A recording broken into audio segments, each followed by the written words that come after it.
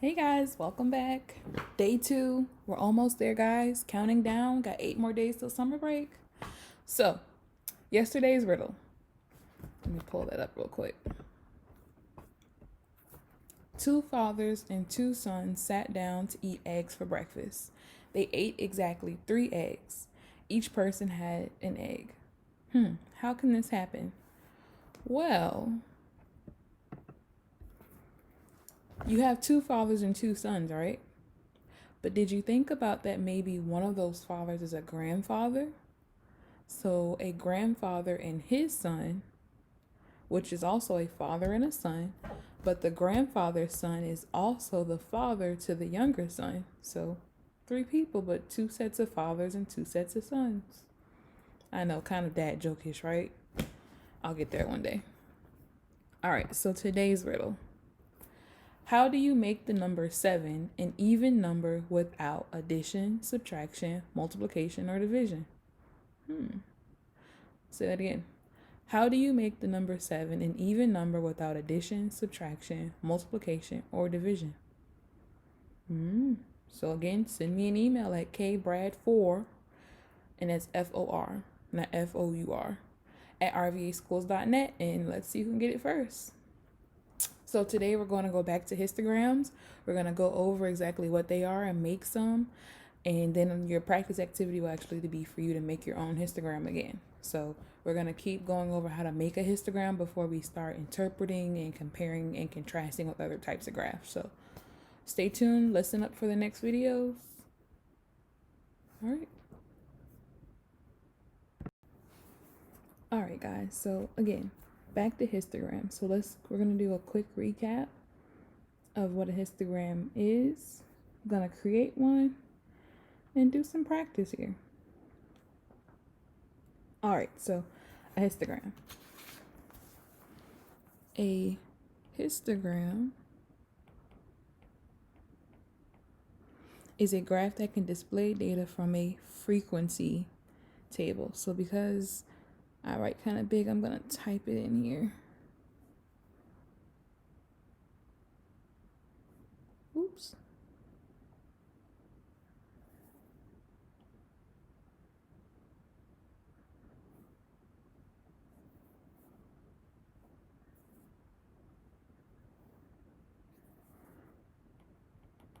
If it decides to work today.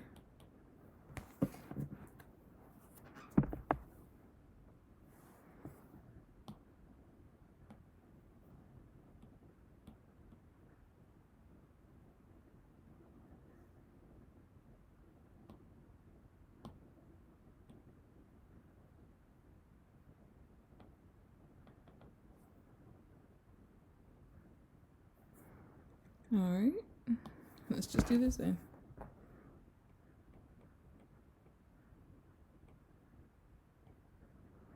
Frequency table. On a histogram, you will find 1 bar for each interval. Remember, intervals are the groups that we make. The height of each bar shows the frequency. Remember how many times a number appears of the data in the interval it represents. There is no space. Remember, these are right beside each other. And the bars have equal width because it is showing continuous data. So, how to create a histogram. Step 1, make a frequency table, meaning get all your data numbers together in one table. I like to put mine in order from least to greatest, but it doesn't have to be that way. You then need to look at your minimum and maximum values, which is the same as saying least and greatest.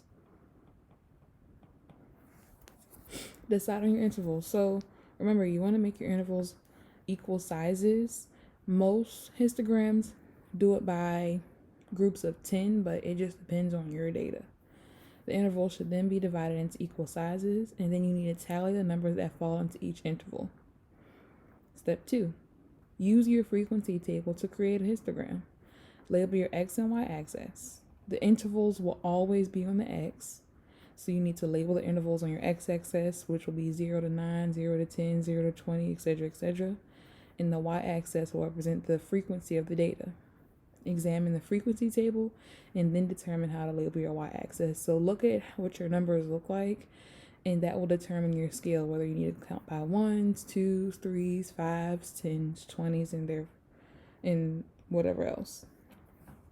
Step 3, you're going to draw your bars on your histogram. Remember, need to be the same size and no space. Step 4, give your histogram a title. And then step 5, describe the histogram in terms of their shape. So this part is new. So when you're looking at scientific data especially, they kind of want to see is, what does your data look like? Does it kind of follow a pattern? Is it completely all over the place? Or is it kind of all the same? So this first one, as you can see, most of them are around the same frequency. So we would call this uniform, meaning your data kind of doesn't have much ups and downs. The next one is, as you can see, it kind of goes up, up, up, up, up. It hits its max, and then it comes all the way down. We would call this symmetric, because you could fold it in half, and it'd be typically a mirror image or close to a mirror image. And when your data is like this and it's kind of all over the place, we call it skewed, because the histogram has one peak and it's not in the center, so it could be anywhere. So we kind of say your data is kind of skewed. All right, so let's come over here and make a histogram. So right now we're going to look at the ages of our family members. So we have single digit ages. We have people in their 30s and 40s, 50s, no 50s, 60s, 70s, ooh, even somebody in their 90s. So given that these are kind of like large group gaps, we can group them by about 20 numbers. So my first interval is going to be 0 to 19. Then I will do 20 to 39. Then 40 to 59. 60 to 79. And 80 to 99. So looking at this, which one of our family members are between the ages of 0 and 19? So 1, 2, 3, 4, 5. So we have 5 people under the age of 19. What about between 20 and 39? So 1, 2, 3, 4, 5 again. All right, between 40 and 59, let's see, 1, 2, just 2. Between 60 and 79, 1,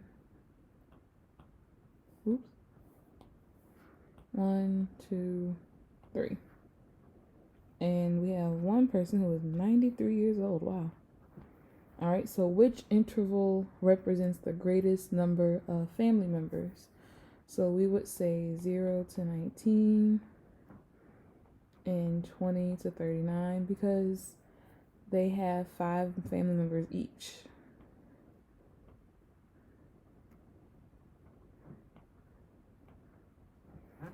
How many family members are 40 and older? So I would look at the table right here and add these values up. So 2 plus 3 is 5. 5 plus 1 is 6. Let's draw our histogram. So, seeing that these numbers kind of go up by ones almost, I'm going to use a scale of 1. So let's see, 0, 1, 2, 3, 4, 5, 6, 7, 8, 9, 10.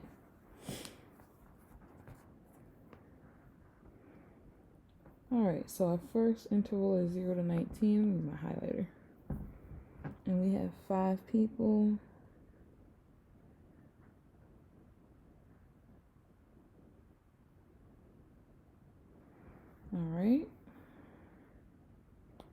and label this really quickly. So that's, and there's two ways to do it. So you can do the whole 0 to 19, or you can do 0, and this line right here represents the 19, and it means the same exact thing.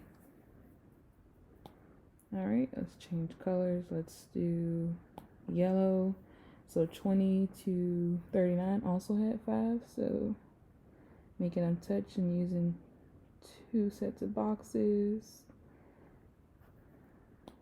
And same thing here, you can say 20 to 39, or just put your 39 here. The next one is 40 to 59.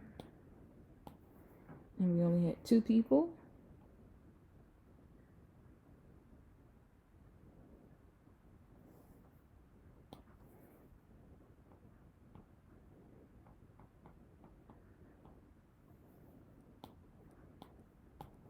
All right. 60 to 79 had 3.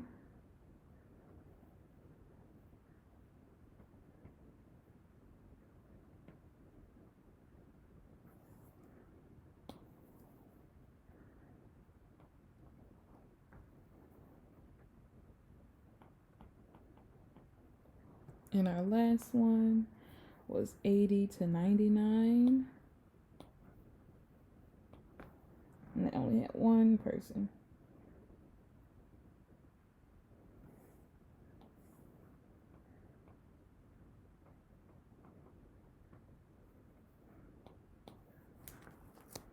So looking at our histogram, is it uniform, is it skewed, or is it symmetric? So it can't be uniform because all of these are pretty much different heights. It's not symmetric because we don't have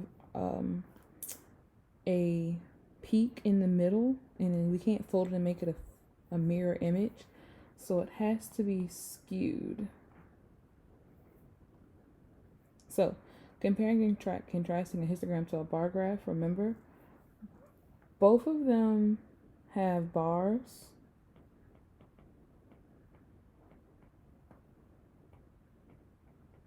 But a histogram doesn't have space.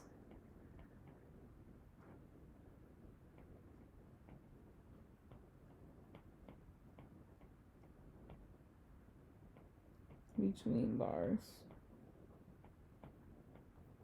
And typically histogram is more about frequency, and bar graphs, they can represent frequency, but most often they do not represent frequency, and we don't use it for frequency. So let's do another practice, and then I'm going to let you guys do it on your own. All right, so now we're doing, oh, I'm sorry, we didn't name our table, guys. Sorry. It will be ages of family members.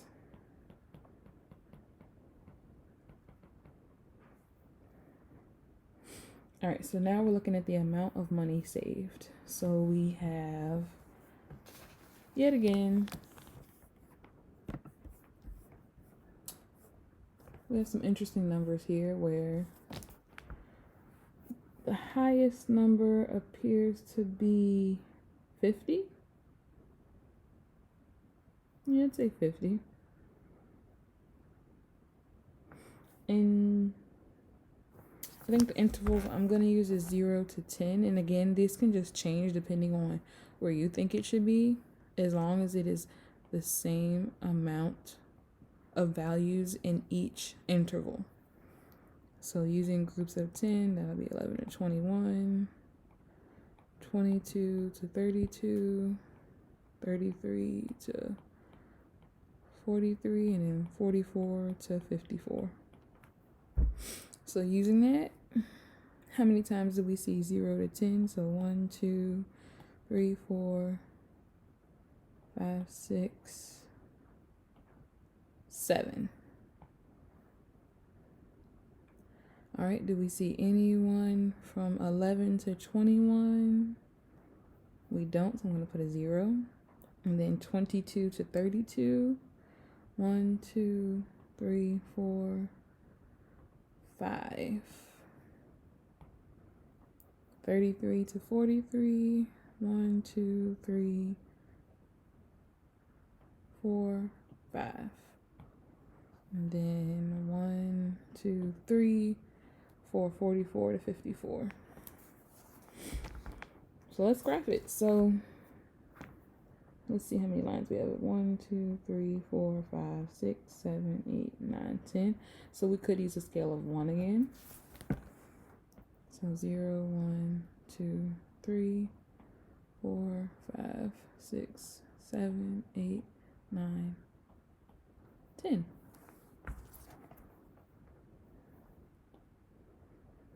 All right, so for the group 0 to 10, we have 7. So I'm going to use 2 bars again.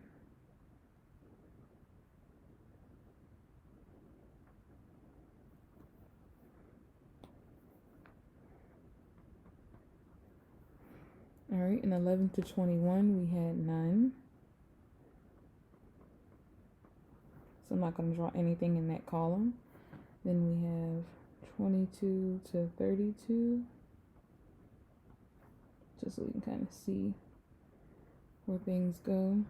22 to 32 had 5.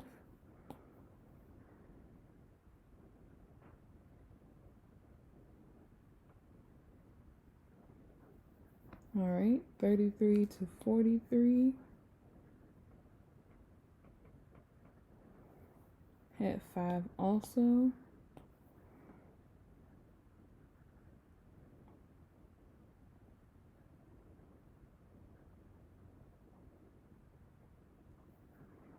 All right, and lastly, we have 44 to 54, and that had 3.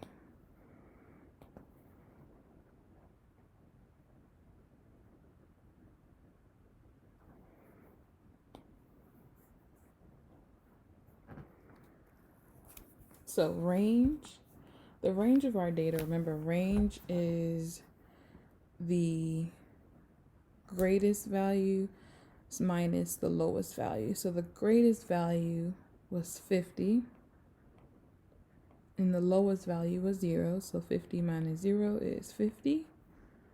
Our median would be when we put all of our numbers in order and then we kind of cross off till we get to the middle. So let's do it.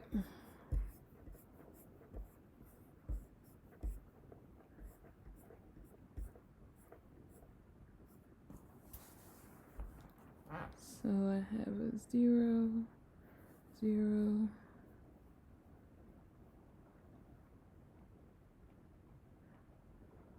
and I have a 3, a 5, a 7, 9, 10,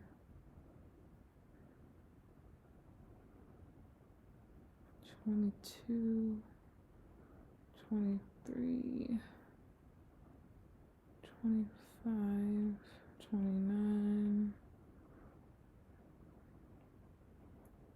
32, 33, 36, and then come down here, 37, 40, 43,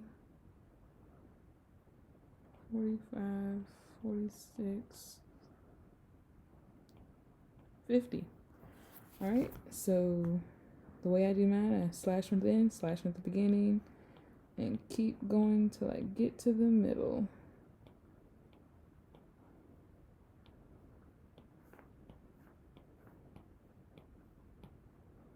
And we have 2 in the middle, so we will add these and divide them by 2. So 25 plus 29 divided by 2 would be 27. So your median is 27. Calculating the mean, we would add all of those up. And it's 495, and divide them by the amount of numbers it is, which is 2, 4, 6, 8, 10, 12, 14, 16, 18, 20. And you will get 24.75. The number that appeared the most was 0. So looking at this data kind of helps us kind of see our graph. So looking at it, we have a pretty cool range of data. An outlier typically is a value that doesn't seem like it really fits. But with this data, we don't really have one because it would kind of be something like way out there that didn't fit the rest, but all of our data fit within our intervals, so there isn't one. And if we wanted to find the percentage of people who save $33 or more, we would look at this part of our graph. So that's 8 people that saved out of the 20 total. And if we do our math, it will be 40%. I know that because 8 over 20, set that equal to 100. Multiply by 5 here. And if you do it to the bottom, you got to do it to the top, which equals 40%. Oops, sorry. All right, so I've given you 2 examples and some recap of notes. I'm going to put this practice in you guys's Google Slides so you guys can practice this without me. And I will give you the same option I gave you yesterday with the squares to kind of drag up and down your histogram so you can calculate and show your bars. They won't be perfect, but I mean, it gets the job done. And again, if you have any questions, my email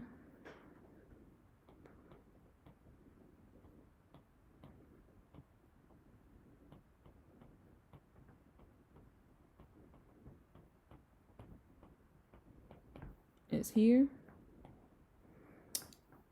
and I will be happy to help you. So, happy mathing.